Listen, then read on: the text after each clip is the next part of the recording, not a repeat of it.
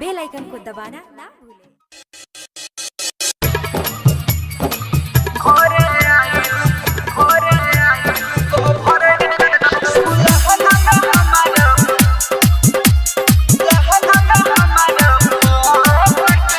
DJ Kanchan Raj Hajipur Vaishali mix बार Pallavi recording studio मठिया मोड़।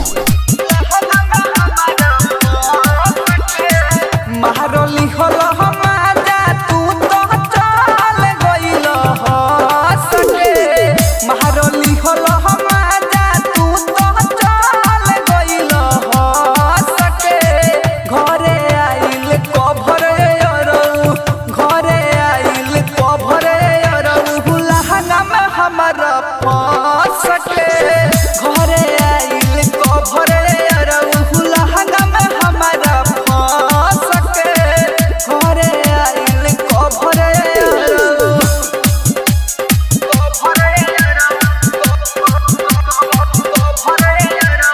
DJ Kanchan Raj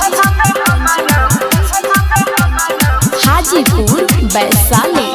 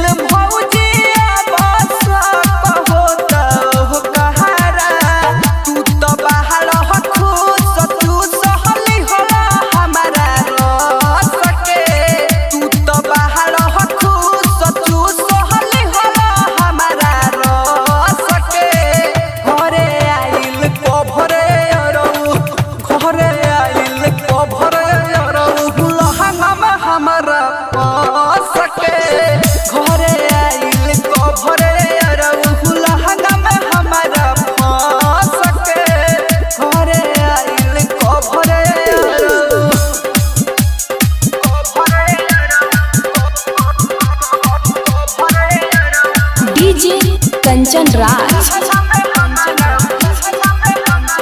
Hajipur Vaishali